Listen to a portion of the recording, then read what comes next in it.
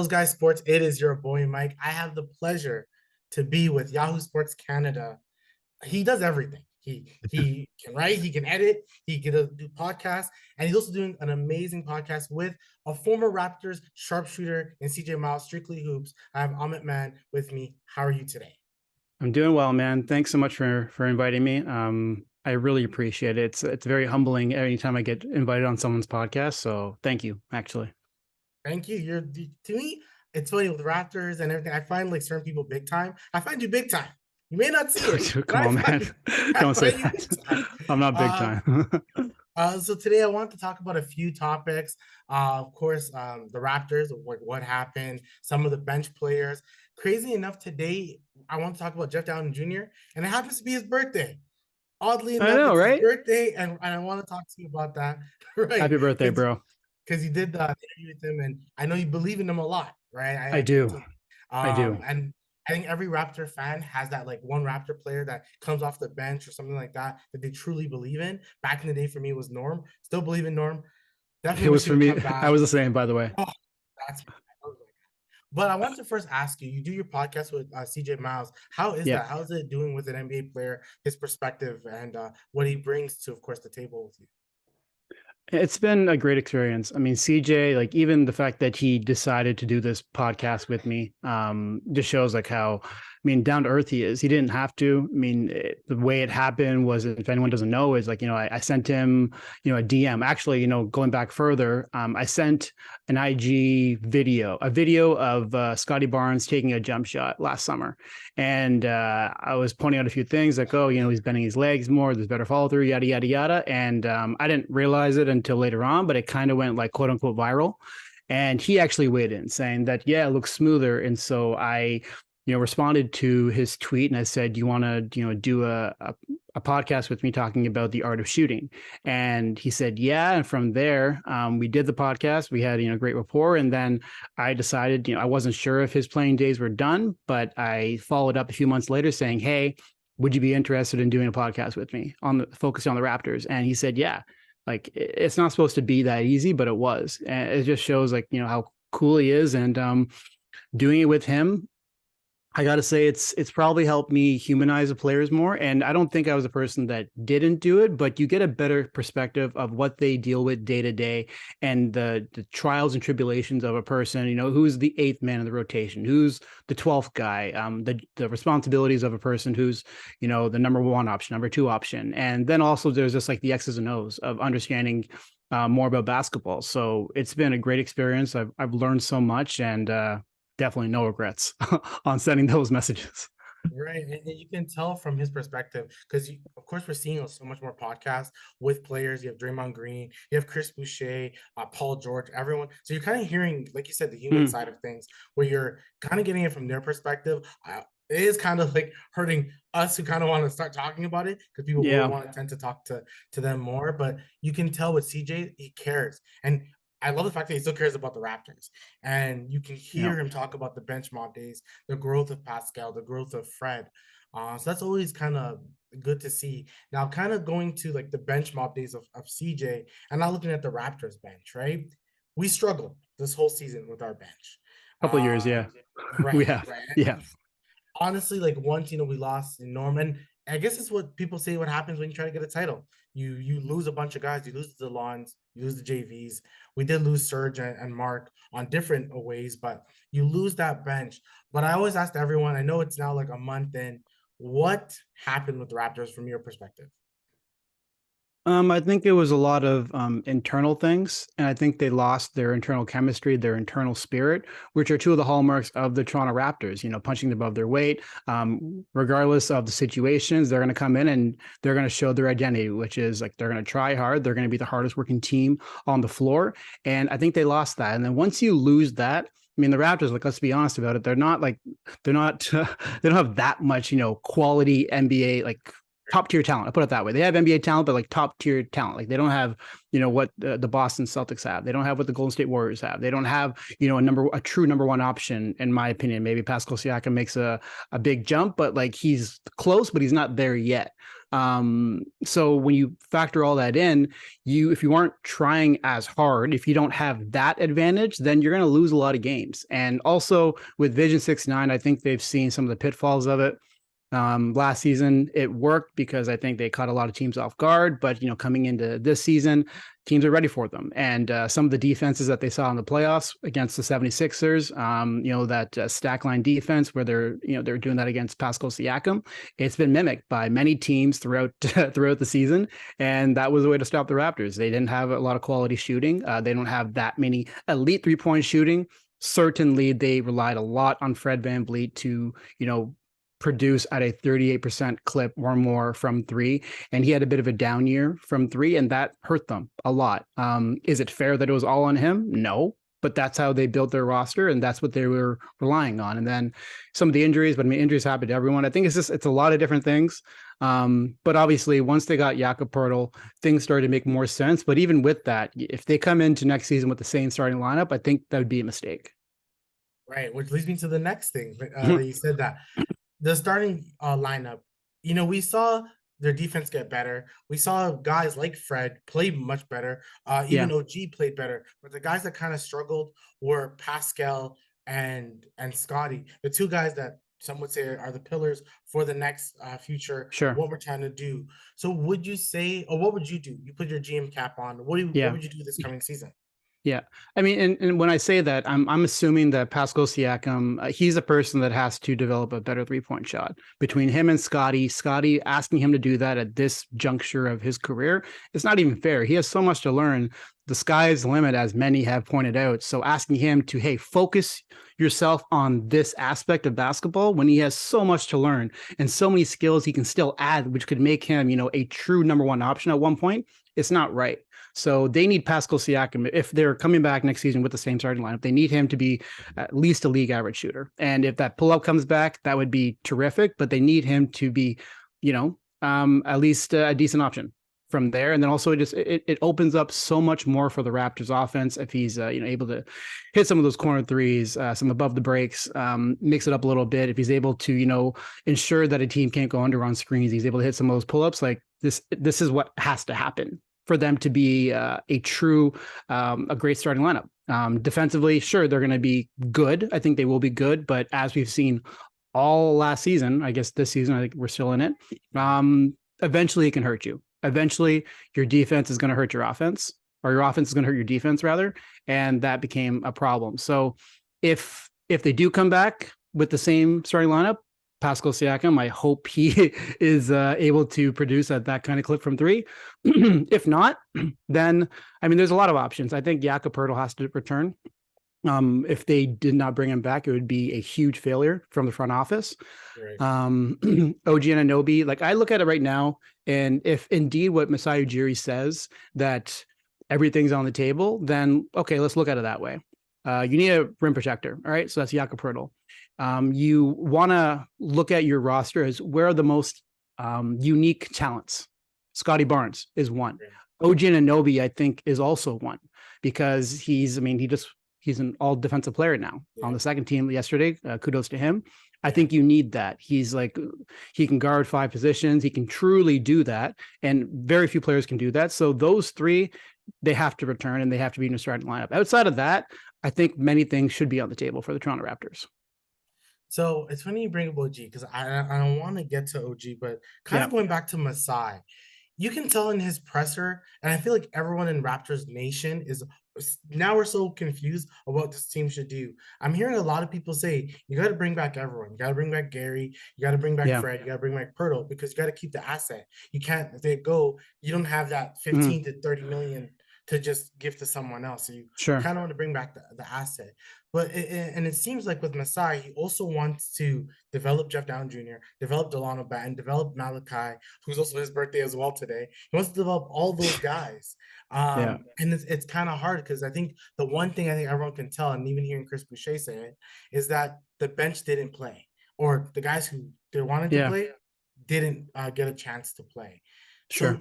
do you see that they're going to try to do both still, really try to maintain everyone while still develop the young guys? Hmm. That was crazy when Chris said that. I was in the room when he said that comment, and I was like, Right, "Oh, he just came out and said it and didn't hesitate, and right, that was that." So, um, yeah, man, it's tough. And when I say like, I obviously I just excluded, Pascal Siakam and Fred VanVleet in terms of players that, do you want to bring them back? Now, if you lose either of them, you are taking a significant step backwards in terms of next season. Like in terms of your win total, you are taking a big step back. That's just reality. Okay. right, Both of them are great NBA talents. Obviously, they're both all stars, but I think at this point, as I mentioned with Vision 69, that it's time to make a bit more sense of what you're doing. It doesn't mean that you have to strip everything. Like Vision 69, I think it has a place in the NBA, but the idea now, as we're seeing in these playoffs, it's lineup versatility, it's offensive versatility, it's defensive versatility. The Raptors have the defensive versatility. That's great, but they don't have offensive versatility and they don't have roster versatility. You need to be able to play big, play small, play, if you want to throw out your 6-9 lineups, cool, but that's what it takes to win now. All right. So how do you get to that at some point? I think is the conversation. Um, I don't think they need to bring back, three backup point guards. That's for sure. That seems a bit odd. Right now, Malachi's under contract, and Jeff Dowden Jr. and Delano would need new contracts. But I mean, as Masai said, he said it with his own words that we view Jeff Dowden Jr. as part of our future, and that was a pretty strong statement. He didn't have to say that, but he did. So that means something. And also, while he was talking, I'm pretty sure Jeff was actually in the gym down the hall working out. right, So I think it's safe to say that Jeff Dowden Jr. is going to be back. Um, but then after that, yeah, Precious Achua, you need to ensure that you're giving him his reps. He needs time to develop because he's another person that, very early in his career, this season didn't go great, but I would bank on a more solidified role would really help him flourish next season. Chris Boucher, he is the epitome of what you want from a bench player, right? right, He's everything you want from a bench player. But with that said, and I say this as a person that like I work with Chris technically. right, Um, if you do end up trading or if Pascal Siakam and Fred VanVleet aren't going to be back next season, then clearly you're taking a step backwards anyways. right, So do you need, that prime time bench player, the best bench player, arguably, a 6 man of the year candidate at some point? I don't know. Right. It's a great way to shed some salary, and salary is going to become a problem for the Toronto Raptors. Like next season, I believe Scotty Barnes is extension eligible. Pascal Siakam, he didn't make All NBA, but he could be Supermax eligible if things go his way. And then right, OG Anunoby as well. So there's a lot of big decisions to make, and a long-winded way to say that they have to optimize their roster to make it make sense for the current NBA. And that also goes to, the kind of coach they're going to get to. right, right. And with the coach, what type of coach do you think? Because it all stems from that, right? Yeah. With whatever Yeah. way direction this team is going to go with the coach. I think if they were gonna get the guy who went to Udoka, then I think they would want to grow with this team and try to win a title because this guy just came from technically Sure. from the NBA Finals. So I think I thought that what they would have done if they went with Udoka. But it really seems like if they go with a Becky, now we're hearing rumors of JJ Redick all of a sudden. So, Yeah. what type of person do you think is really needed for this Raptors team? I'm happy they made that decision with Ime Udoka. Well, I guess maybe Ime Yeah, Udoka made the decision when he kind of took shade at the Toronto Raptors and with and this comment, you probably saw it. and Anyway, Houston is like the worst. I think Houston's the worst team. I think Jalen Green is a 6 man. I think yeah, Kevin Porter Jr. is like an eighth yeah, man. Like I just don't think that team's good. yeah. But I think I understand what he's saying to a degree that it's better to start fresh, right? Right, Instead of and the Raptors have a lot of pieces already in house, and he feels like their ceiling is fifth or whatever. right, right, Okay, that's his opinion, but in the end, with everything that was going on off court with Ime Udoka, I think it was wise to just dodge that and move right, on and find somebody else. In terms of the coach that they need, well, I mean, looking at the candidates that they're talking to, I think they are, seeking out something of an offensive-minded coach or someone that's come from a winning program with right, half-court offenses. All right, so David Adelman, who I'm going to be speaking to a person later on today from the Nuggets media space on right, David Alvin to understand more about him because They just interviewed him. Chris Quinn of Miami. Go down the line, Jordy Fernandez with the Sacramento Kings. Like these are all people that are part of winning programs. One, that's really important. Also, that they have really dynamic half-court offenses. And that's been pinpointed as a flaw with the Raptors. I just talked about it. It was a flaw last season. It's a flaw this season. It's been a problem. And part of the issues that they have is also roster construction, which they got to add more shooting. But I think they needed some help there. And so that's what they're looking for. Defensively, and I think as we're seeing in these playoffs is you need to have versatility with your defensive players, but also you can scheme so much with your team. You can scheme around some of the flaws you have to ensure, especially in the playoffs, that another team's best players, or you're ensuring that some of their worst players are getting the shots, right? So to some degree, I still think that defense is about, will, intent, determination. And I think the Raptors obviously are going to have that regardless of what happens this offseason. They're going to have those pieces in house. And then you want to make sure that you're getting a coach that can win a possession for you, late in the game, who can help, who can scheme up something, who can read and react really quickly. Nick Nurse, he was great at doing that, to be fair. But obviously, there are some other things going on that I truly don't even know, which led to him being let go. I think it was best for both parties to just move on and say, we had a great run. Championship was terrific. He was here for 5 years, right? 5 years? Well, 10 years overall.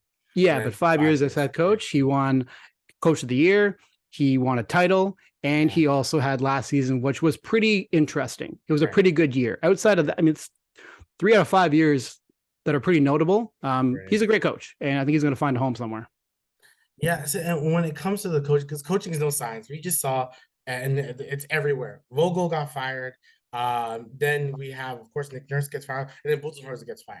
So three last championship winners all get fired. So Crazy, a lot of teams right? are like, I think clearly the coaching is just like a 3-year contract, honestly. And you can tell, like you said, that something really went wrong with Nick Nurse and the team. There was a disconnect that was there. The one coach that you had mentioned, the Miami Heat assistant coach, he's been there for a while. I wouldn't mind having him because like he's been there, I think, ever since even LeBron times. He's been there, so he's someone who knows how to win, so which is good. A player that you had mentioned before that I want to bring up again was OG Anunoby. I like OG, but sometimes I believe the dream of OG is better than the reality in the sense that, and of course, if he wants to be better, he's 25. He should always go for sky's the limit. Like we all can see that the best version of OG is scoring 17 to 18 points a game and playing amazing second team, one day first team All NBA defense. So do you feel like our dream is almost better than the reality?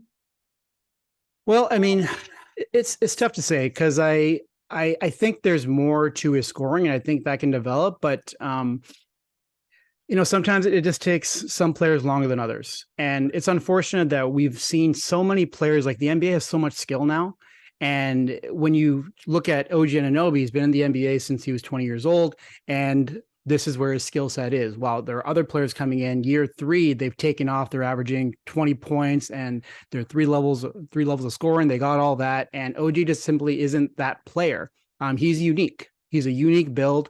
The fact that we talk so much about his balance is something, right? Like he's a very unique player. The way he's built, the way he's able to guard 5 positions, which we cannot forget about, but there has been evolution in his scoring. And we saw it this season too. We can't forget that, when Pascal Siakam wasn't there during the beginning of the season, he was averaging 20 points per game on a decent field goal percentage. Like that means something. I think he's also a person that, and this is very similar to a lot of players, is that you get into a rhythm and all of a sudden the shots start going in. Like he's practicing all these shots, but it can be difficult for some people. Not everyone. Some people are built differently. But it can be difficult for someone to take a possession when they get it, isolation, one-on-one, when they haven't taken a shot for 18 minutes of game time, then they get that possession and it's probably not going to go in. Some guys can do that, but OG probably isn't there yet. Right. So if he was given a bigger offensive role, I think he would do more with it, but I'm not sure if that's also the recipe to winning, because there's a lot of different elements that go along with, trying to be a legit number 2 option. Right now, I don't think it's even fair to say what he is, but right now, he's still working on being a consistent 3-level scorer. He's got obviously a third level, right? He's got the 3-point shot, and he's very good at that. Finishing around the rim, trusting his mid-range game, being able to create and finish from the 3-point line or from the free throw line, that area, restricted area. That's all parts that he's still working on. I just, is it going to work out? I mean, that's anyone's guess. I'm not sure. Right. And I think that's like we have a team in the Raptors that everyone kind of has that specific talent that you're like, man, at its highest level is great. Fred Yep. VanVleet, yeah, he didn't have the best shooting throughout the season, but we know if he's like the third or fourth option, that's a very good third or fourth option. Yep. Definitely. Yep. OG, the two-way ability, one of the best in the leagues. Scotty, his development, his growth. I never had expectation of Scotty this year. I feel like anyone who had expectation of Scotty really just doesn't understand basketball to know that his first year winning Rookie of the Year was spectacular. That was special. Like Sure. we didn't think this. You know, people booed when he was selective with us. They wanted Jalen Suggs, and I feel like people don't remember all that. And then, Yeah. of course, you have Pascal, who I always feel like his trajectory is more like a Jimmy Butler. You know, not the Jimmy Buckets that we're seeing in the playoffs, but probably that like he's just going to be always so solid. May never be that top 5, top 10 player, but someone you can trust consistently. Right? I I know mean, right now, hey, Jimmy, man, hey. Well, no, hold on a second now. I mean, we're seeing what Jimmy Butler's doing yeah, here, he right? is He is a playoff performer. hundred So percent. I mean, when you had me with the comparison, because I got what you were getting at. If if Pascal Siakam becomes Jimmy Butler in terms of performance and ability to shine in the brightest lights, Yeah, that would be his career is already stamped. Like it was right. already a hell of an accomplishment. Even Draymond Green, if you saw that, Yeah, he shouted him out saying like where he started to where he is now isn't supposed to happen. But if he right. becomes what Jimmy Butler is in the playoffs, that would be spectacular. Right. And I think that's like when I look at Pascal, like I don't see people kind of do the mark comparison, like he's just not the number one guy. Of course, he's not Kawhi. Some people Yeah. have said like a baby Giannis. I heard someone kind of say a baby Giannis. I feel like they're more trying to disrespect it, but like a baby Giannis type. But I really see Jimmy Butler. Like, of course, you're right. Playoff Jimmy he's probably I think he's probably the best player in the playoffs right now. Probably goes him and then Booker overall. But yeah, you Ooh, just really? You go Butler first. I'll go Butler first. Yeah, because I think what he's Yeah. doing, I don't know if Booker could have done that on this Miami Heat team. I think like Jimmy Butler, he also just gives you confidence. I think he gives you the Mm, confidence that Booker just that attitude goes such a long way. So I think role players play so well with LeBron because yeah. you're with LeBron James. I think me and you can be like, LeBron's with here. I'm not gonna mess up. I'm gonna make sure I hit this corner three for Yeah, yeah, yeah, LeBron. yeah. So that's where I see it. And I think that's what like Pascal needs to. I know he's not really a vocal leader, but I kind of feel like the team needs it a little bit more. Mm, Kind of needs that Kyle Lowry yell at your ear and be like, "You got to be better" type of leader. yeah. I think they need that. I think sometimes people don't really hear it from Fred. That's within itself its own issue. But the biggest issue we all saw with the Raptors as well was the bench. Bench wasn't great, mind you. We all can agree that Chris Boucher is a pretty good, solid like seventh man for some Mm, teams, maybe a sixth man because what he can do, his energy is like I thought overall throughout the whole season. If you ask me, Pascal was the best player this whole season. I thought Chris Boucher was the most consistent player all season. Consistency wise, yeah. like didn't have a huge ups, didn't have huge downs, kind of stayed right in the middle throughout the whole season. I see what you're saying with that. Yeah. Right. And then with Precious, I thought it was a very disappointing season because of we He had a had tough expected year. Scotty, Yeah. we had even higher. He was the vision, right? Like arguably he was the guy where like he's six Mm. nine, he can play center. But realizing he couldn't play center. Yeah. Maybe in like playoff small ball against like B-ball Paul Reed, he could play center, but not Mm. against like a Joel Embiid. So you have that you and then which leads me to a Jeff Dowtin Jr. Everyone was pretty angry that he didn't get signed. I know, Yeah. including yourself, you did the interview, you've been a big fan. What do you see in Jeff Dowtin that you feel could really help this team not take the biggest step, but take another step?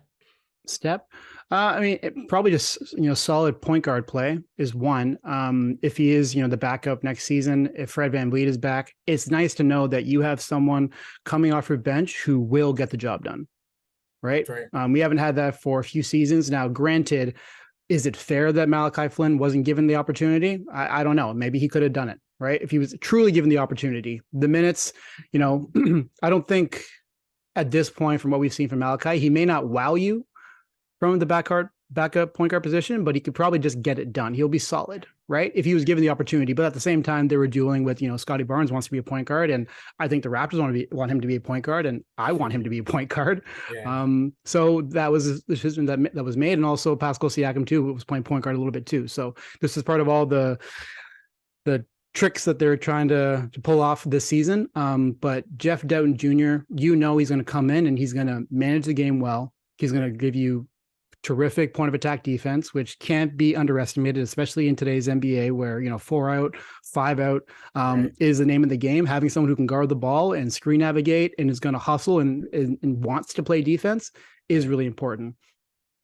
He's shown signs of 3-level scoring, not maybe at the NBA level, but he's shown at the G League level. And I think I asked him, like, could you score more in the NBA? And he said, absolutely, I could. But my job, my role, and roles are very important in the NBA, and he knows that too, is to facilitate and to game manage and to set back screens for players to get them open and to see things, before they happen. Like, that's his job. But I think there is more untapped potential with him. If he was given the opportunity to score more, I think he could. So you put that all together, you got a pretty solid backup point guard. And also he can probably guard some shooting guards too, which is nice too. So there's some versatility as well on the defensive end. He's really strong, man. Very strong player.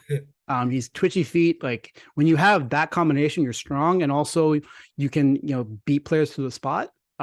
Especially in today's NBA, you could probably you got a versatility that is pretty uncommon, actually.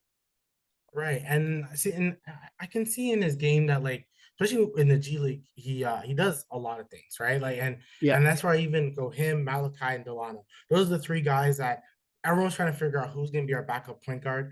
Do I feel we could have played all of them? Not at the same time, but we could have had opportunity for all of them. Yeah. I think Nick Nurse's biggest issue, and where I like credit at Dwayne Casey, was development. We always talk about it. Like, I feel like Jeff Downing Jr. would play one game, and then Nick Nurse would decide to play Malachi based off matchups, things like that. But still, I feel like you need the consistency, like you had mentioned, the consistency in roles for all of our bench players. I don't think Malachi had any consistency at all. None. I think like one game he played, the next game he didn't. Delano Banton had a 25-point game. Next game played like 25 seconds. Being dramatic here, but really feel like that's what Nick Nurse had done a lot for the bench. And that's where, like, sometimes where I'm at is like, run it back. Well, run it back with a new coach. And let's see, like, what this new coach can do while playing Jeff Downing Jr. more minutes, Malachi more minutes. Eric Flynn would be very happy if Malachi plays a little bit more. Like, I think we need to see that. Raptors Nation, stand up. Right. Yeah. I really do. I mean, I see that side too. No, go ahead. Sorry. No, even Gary Trent Jr. All those guys, I think, like, Gary Trent is a little different, but I feel like if we just use their skill set, I just feel like them playing more would just be better for the team.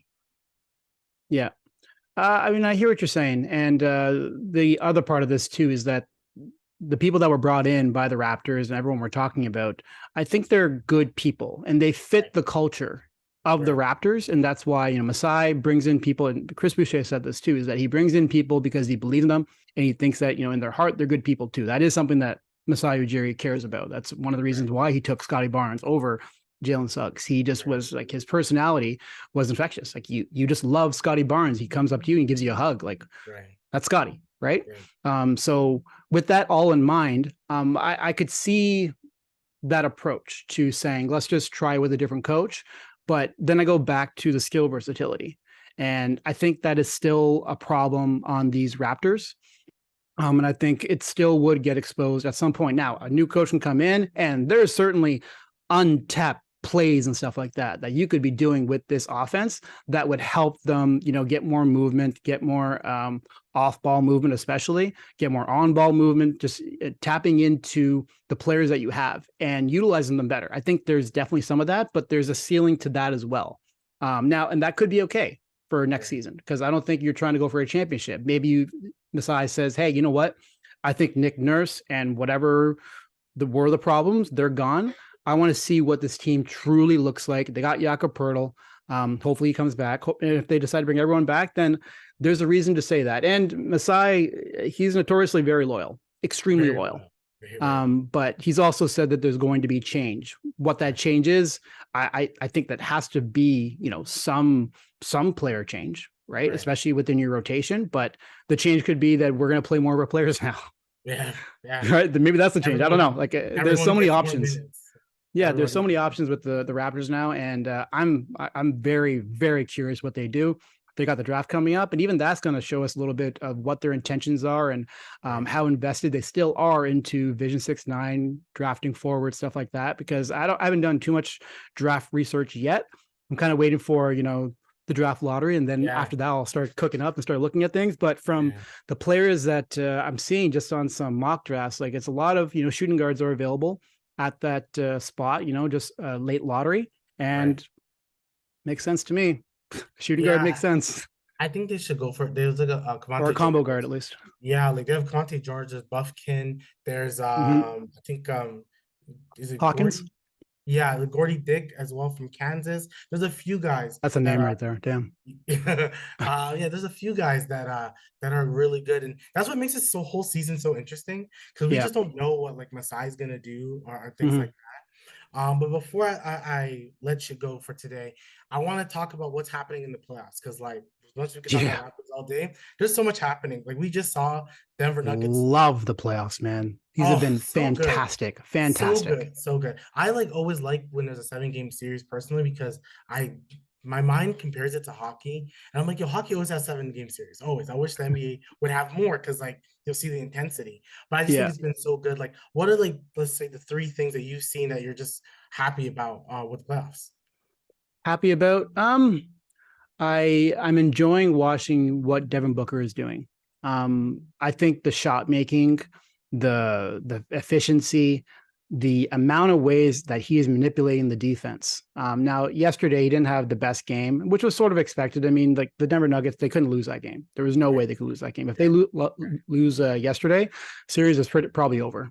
So they had to win that, and they came out and with force, and their role players played better, and yada yada yada. But it's just like it got to a point where I was like, this is kind of scary. Like, what is this guy? And actually, I had the similar feeling with Jimmy Butler at points in the playoffs too. Not these ones, but in previous years, I'm like, this is odd. Like, what am I watching right now? So that's been really cool. What else? I'm enjoying watching the 76ers figure it out. I mean, I gotta say, it is different. Yeah, it is. Boston, so yeah, I think like all of us like the Boston players, but don't like Boston. So yeah, and also, I mean, I think we're seeing that there's some problems under the hood with the Boston Celtics as well. I mean, I had no idea that this was said, but apparently Jason Tatum had said recently that Ime Udoka is his favorite coach and stuff like that, while Joe Mazzulla is his current coach. It's fair to say that Joe is being outcoached right now by Doc Rivers, and I don't think he's gonna stay. I mean, we'll see. We'll see. I mean, some other players could be leaving too. Jaylen Brown might not stay either. Oh, no.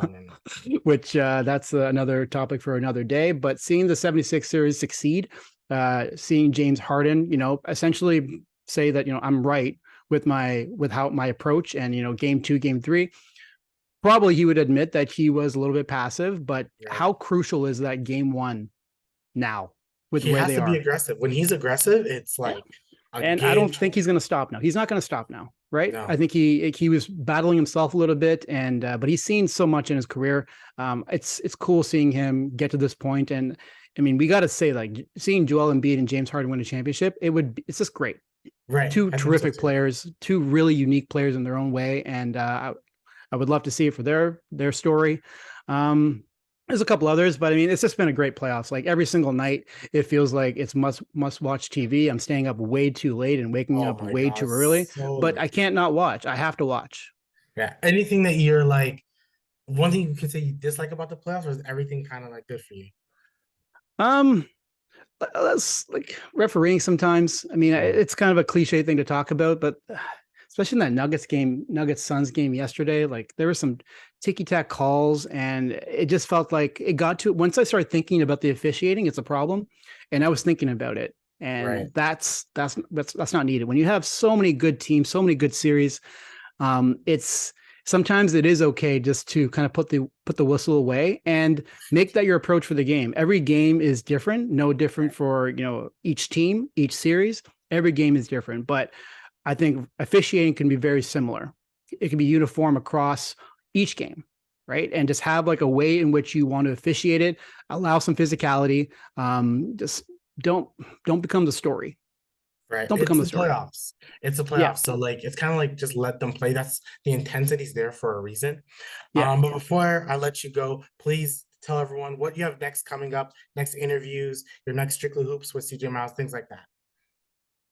Yeah, man. So I'm going to be interviewing someone today. Actually, I'm not sure when you're sending this out about David Alleman to get some more information about him. Strictly Hoops. CJ and I were doing some playoff videos. We've teamed up with Yahoo Sports in the U.S. side. We're doing some game recaps here and there, probably 2 a week or so. Then after that, I mean, it's just kind of following the storylines, and we'll see where the wind takes us. But the draft lottery is coming up. That's next week. And I guess it would be draft videos will be coming up after that once we have an actual idea of where the Raptors are going to be drafting. I'm excited.